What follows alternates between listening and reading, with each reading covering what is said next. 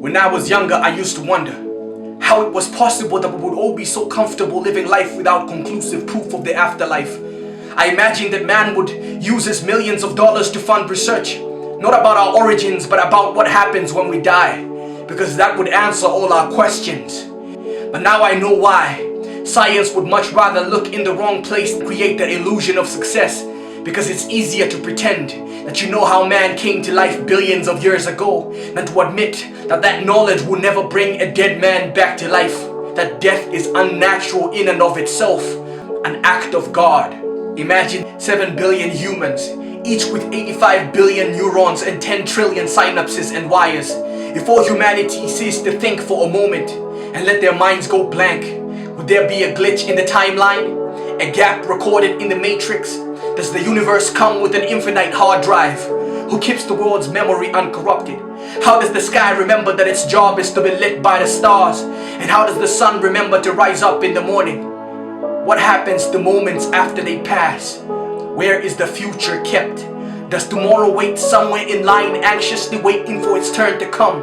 Or does yesterday long to be remembered? Where does the feeling go? So much emotion, so much hope and love and pain and silence. Who keeps the stars in check?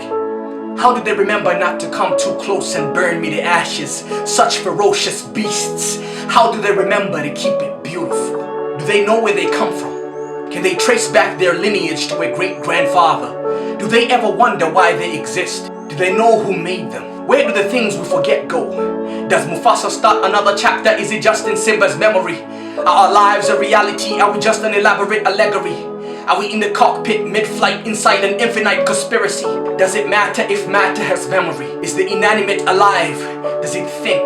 Does it remember? A particle of me today, if I die, does it decompose to earth, be taken up by a flower? Does the flower know its history, that it was once a particle in a high-spirited Zambian boy's lips? Does it maybe have a deja vu of his laughter? Can it remember how hard it was to smile when his face wrinkled into that of an old man? The smiles that fade off our faces as we grow older, and one day when a wildfire engulfs the flower and it is burnt to ashes, and the ashes rise up in a pillar of smoke, and the smoke rises into the atmosphere and diffuses into space and wanders in the nothingness until it collides with a star. And when that star twinkles, will my great-grandchildren find that twinkle familiar? And will the shooting stars recognize their wishes as their own? Doesn't it ever bother you how you're more likely to believe the nonsensical metaphor I just made up, just because of how it made you feel? Does it ever bother you how it takes so little to make you believe the mystical? How is it that you love to feel spiritual but hate the idea of God? You would rather believe that the universe is personal than that God is its architect. You would much rather believe that you are the stuff of stars than that stars are designed by an all-wise and all-powerful creator.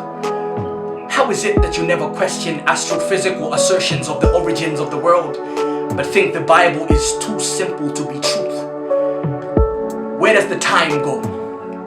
The past that seems to sit there, watching as we move along, ignoring the hairs on our backs that tell us that someone is watching.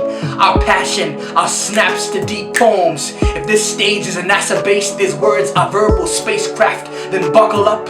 Enjoy the show. Don't you dare be a hypocrite, acting like this space travel is familiar. You have never taken this flight to the edge of the universe, but don't get it twisted. These are just words. No matter how they make you feel, you are still here. You are still the subject and loyal servant of gravity. Words are not reality. No matter how they make you feel, no matter what they make you believe, God is. So ask yourself how much of your confidence is based on how your version of the truth makes you feel. And ask yourself if you would still believe it otherwise.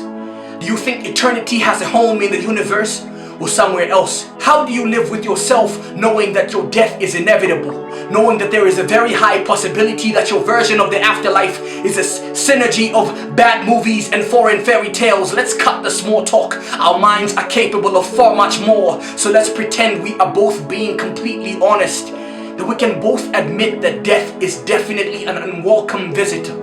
Because life only makes sense if it lasts forever. So every time we talk about life, we should talk about death.